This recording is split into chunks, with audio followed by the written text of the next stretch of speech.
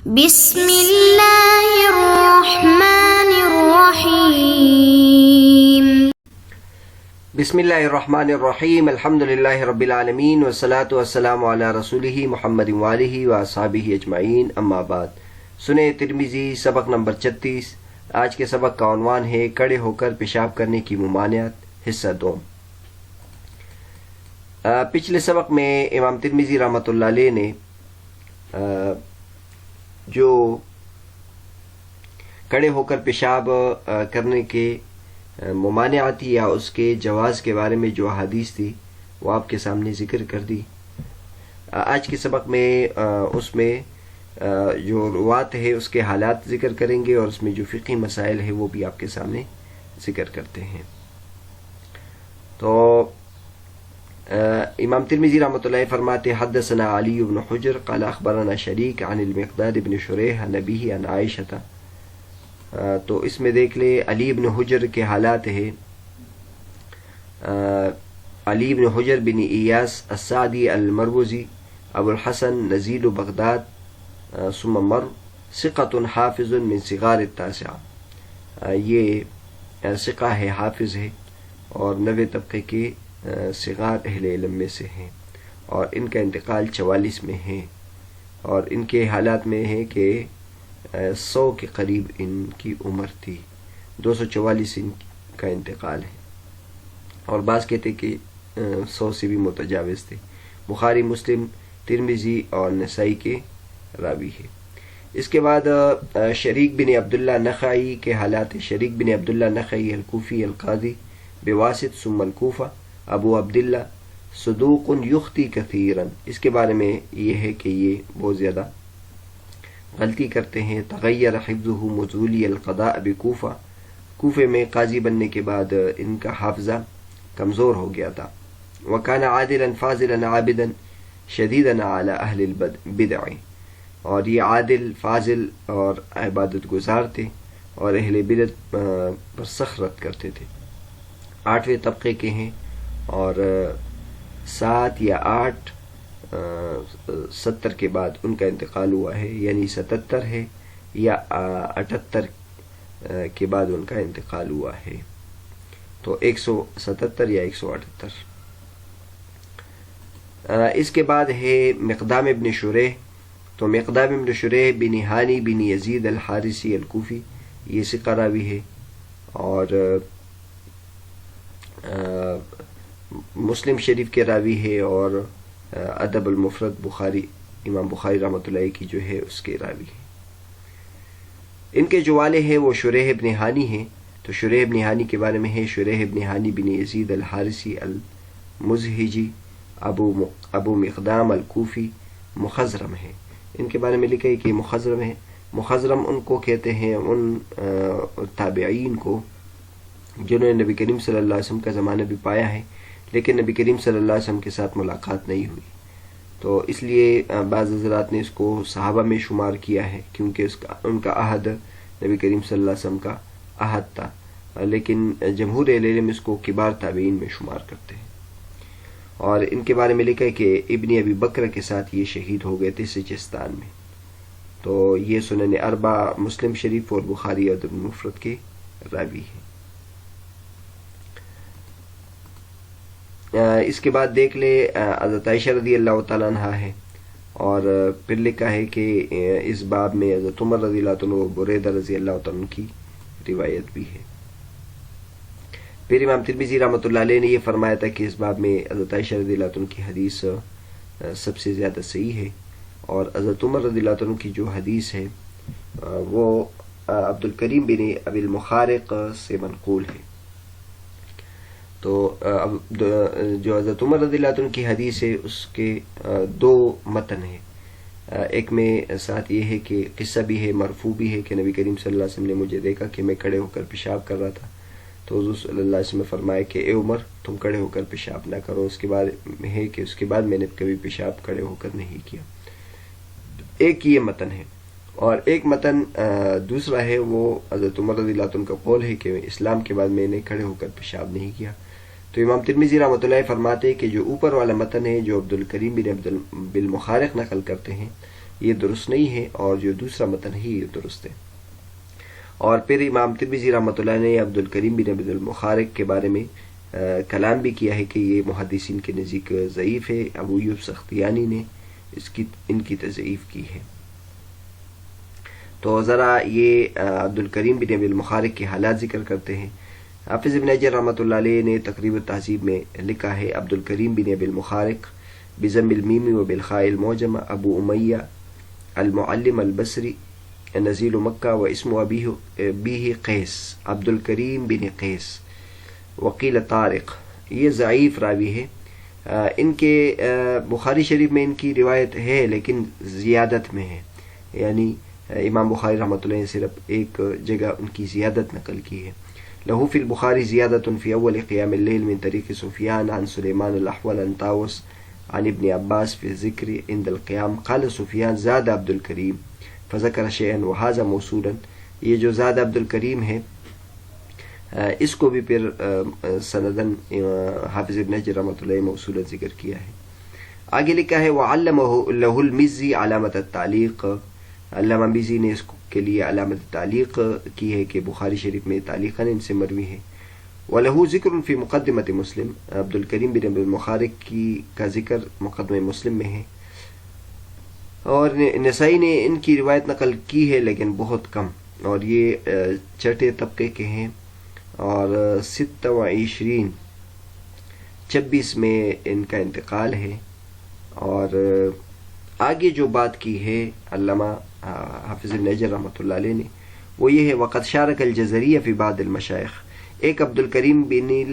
ابی المخارق ہے اور ایک عبد الکریم الجزری ہے، تو چونکہ ان دونوں کا نام ایک جیسا ہے اور ان دونوں کا زمانہ بھی ایک جیسا ہے، تو اس لیے بعض مشائخ ان دونوں کے ایک جیسے ہیں، اس لیے بعد کے زمانے میں کہ جو آنے والے ہیں ان پر التباس ہو جاتا ہے کہ یہاں عبد الکریم الجزری مراد ہے، عبد الکریم بن ابی المخارق مراد ہے، کیونکہ عبد الکریم بن ابی المخارق کے بارے میں آپ نے دیکھ لیا کہ ان پر جرح ہوئی ہے، تو اور عبد الکریم الجزری جو ہے ان پر جرح زیادہ نہیں ہے، تو لہٰذا یہ ایک مسئلہ ہے، حافظ ابن حجر رحمۃ اللہ نے اس کی تنبیہ کی ہے۔ اور یہ جو تقریب و تہذیب ہے اس میں اگر آپ دیکھ لیں جو شیخ محمد عوامہ کی تعلیق، تو وہاں یہ آپ ضرور ملاحظہ کریں، حافظ ابن حجر رحمۃ اللہ علیہ پر انہوں نے رد کیا ہے کہ یہ جہاں انہوں نے عبد الکریم بالمخارق قرار دیا ہے وہ حقیقت میں عبد الکریم الجزری ہے، تو یہ ایک بیس آپ دیکھ سکتے ہیں۔ عبد الکریم بن ابی المخارق کے بارے میں علامہ یوسف بنوری صاحب لکھتے ہیں کہ یہ ایک اشکال ہے کہ امام مالک رحمۃ اللہ علیہ نے موطا میں ان سے روایت نقل کی ہے، تو اس سے معلوم ہوتا ہے کہ یہ ثقہ بھی ہے۔ تو کہتے ہیں کہ حافظ ابن حجر رحمۃ اللہ تہذیب میں کہتے ہیں کہ ابن عبد البر ان کے بارے میں لکھتے ہیں کہ ان کے ضعف پر اتفاق ہے، اور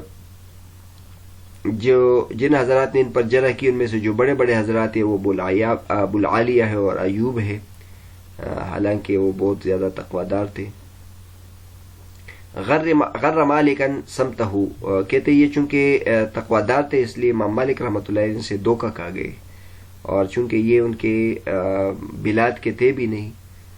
اور اس لیے ان کو ان کے ظاہری تقوی طہارت کی بنیاد پر ان سے انہوں نے روایت کی، اور یہ آپ حضرات کو معلوم ہے کہ جن روات پر جرح ہوئی ہو تو ضروری نہیں ہے کہ ان کی جرح اخلاقیات کی وجہ سے ہو، بعض روات پر جرح ان کے حافظے کی وجہ سے ہوتی ہے، لیکن امام مالک رحمۃ اللہ علیہ نے ان سے کوئی حکم والی حدیث ذکر نہیں کی، صرف ترغیب کی روایت ان سے ذکر کی ہے۔ اور لکھا ہے کہ علامہ سیوطی رحمۃ اللہ علیہ نے رجال موطا میں ان کا ذکر نہیں کیا ہے، انہوں نے عبد الکریم بن مالک الجزری کا صرف ذکر کیا ہے، تو شاید یہ یا تو ان سے غلطی ہوئی ہو یا انہوں نے عبد الکریم بن المخارق کو جزری سمجھ لیا ہو۔ باقی امام مالک کی جو روایت ان سے ہے یہ تو یقینی ہے، جس طرح کہ ابن حجر نے تہذیب میں ذکر کیا ہے۔ تو یہ عبد الکریم بن ابی المخارق کے بارے میں بات ہوئی۔ اس کے بعد ہے سند میں سلیمان ابن مہران، آپ اگر دیکھ لیں اعمش جو باب الرخصت فی ذالک اس میں عن الاعمش آیا ہے،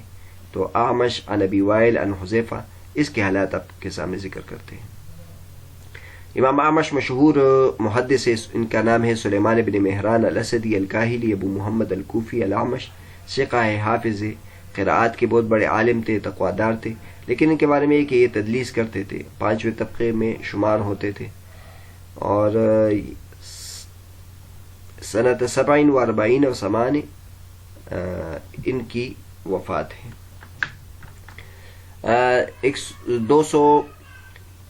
147 میں یا 48 میں ان کا انتقال ہے، اور ان کی جو پیدائش ہے وہ 61 ہجری میں ہے، 66 تک یہ راوی ہے۔ یہ ابو وائل سے نقل کرتے، تو ابو الوائل کا نام ہے شقیق بن سلمہ الاسدی ابو وائل الکوفی، یہ بھی ثقہ ہے اور مخضرم ہے۔ مخضرم کا مطلب پہلے بتا دیا کہ وہ تابعی جو نبی کریم صلی اللہ علیہ وسلم کے زمانے میں پیدا ہوا ہو۔ مات فی خلافت عمر بن عبدالعزیز، یہ عمر بن عبدالعزیز کی خلافت میں ان کا انتقال ہوا، ان کی 100 سال عمر تھی۔ تقریب التہذیب میں یہ ان کے حالات ہیں۔ اس کے بعد حذیفہ بن الیمان ہے، حذیفہ رضی اللہ تعالیٰ مشہور صحابی ہے، حذیفہ بن الیمان، اور لکھا ہے کہ ان کے جو والد یمان تھے ان کا نام حسیل تھا، اور بعض کہتے کہ حسل تھا۔ حذیفہ بن الیمان العبسی یہ انصار کے حلیف تھے، صحابی جلیل تھے اور سابقین اولین میں سے تھے۔ مسلم شریف میں ان سے حدیث منقول ہے کہ حضور صلی اللہ علیہ وسلم نے ان کو ما کان و ما یکون کی تعلیم دی تھی، یعنی اس سے پہلے کیا ہوا تھا اور آئندہ کے زمانے میں کیا کیا ہوگا، تو حضور صلی اللہ علیہ وسلم نے کئی پیشن گوئی ان کو راز کے طور پر بتائی تھی قیامت تک۔ ان کے جو والد تھے یمان، یہ بھی صحابی تھے اور جنگ احد میں شہید ہوئے تھے، اور حضرت حذیفہ رضی اللہ تعالیٰ حضرت علی رضی اللہ عنہ کے خلافت کے شروع میں ان کا انتقال ہوا تھا 36ویں ہجری میں، 86 تک کے راوی ہے، اور تقریب التہذیب میں ان کی حالات ہیں۔ اس کے بعد آپ نے دیکھا ہوگا امام ترمذی رحمۃ اللہ فرماتے ہیں وسمعت الجارود، میں نے جارود سے سنا، تو اس جارود سے مراد جارود بن معاذ السلمی یا ترمذی ہے، ثقہ راوی ہے۔ ان کے بارے میں لکھا ہے کہ یہ ان پر ارجاء کا الزام تھا۔ مرجع ان کو کہتے ہیں کہ جو عمل کو ضروری نہیں سمجھتے،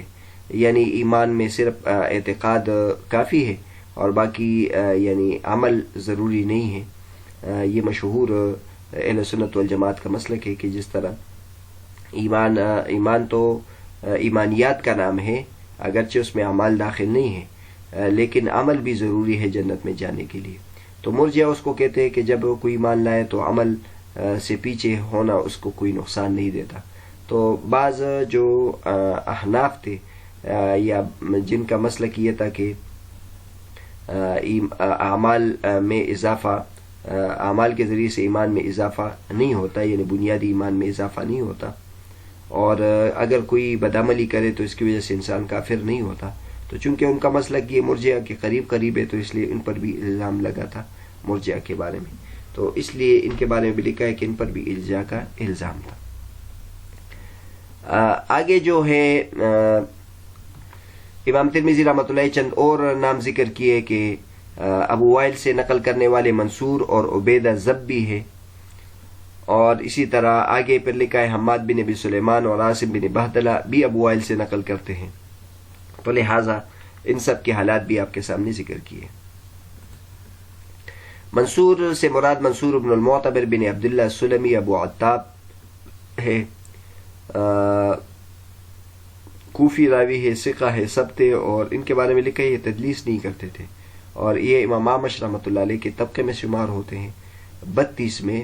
یعنی 132 میں ان کا انتقال ہے، 86 تک کے راوی ہے۔ اس کے بعد عبیدہ بن معتب کا ذکر آیا تھا، عبیدہ بن معتب الزبی، عبیدہ بن معتب الزبی ابو عبد الرحیم۔ یہاں اگر دیکھ لیں ترمذی رحمۃ اللہ خود ان کا ذکر کیا، عبیدہ الزبی صاحب ابراہیم وہو عبیدہ بن معتب الزبی ویکنا ابا عبد الکریم، یہ دیکھ لیں ان کی کنیت ابو عبد الکریم ہے، درست یہ ہے کہ ان کی کنیت ابو عبد الکریم ہے، تو تقریب و تہذیب کے بعض نسخوں میں یہ ہے ابو عبد الرحیم ہے، تو درست یہ ہے کہ یہ ابو عبد الکریم ہے۔ الکوفی الزریر ضعیف راوی ہے، اور آخر میں یہ اختلاط بھی خلط ملط بھی ان سے ہوا تھا، اور ان کی بخاری شریف میں صرف ایک جگہ میں کتاب الاضاحی میں ان کی روایت ہے، تو بخاری شریف میں تعلیقاً ہے، اور ابو داود، ترمذی اور ابن ماجہ میں ان کی روایت ہے۔ یہ اوپر حسین ابن حریث ابو عمار، ان کے حالات یہ رہ گئے ہیں، تو ان کے حالات ہے حسین ابن حریث الخزائی مولاہم، ابو عمار المروزی، ثقہ ہے، یہ 10ویں طبقے کے ہیں، اور 44 میں ان کا انتقال ہے۔ اس کے بعد پھر حماد بن ابی سلیمان ہے، تو حماد بن ابی سلیمان، ابو سلیمان کا نام مسلم الاشعری ہے، اور الاشعری مولاہم ہے، ابو اسماعیل الکوفی ہے، اور یہ فقیہ ہے،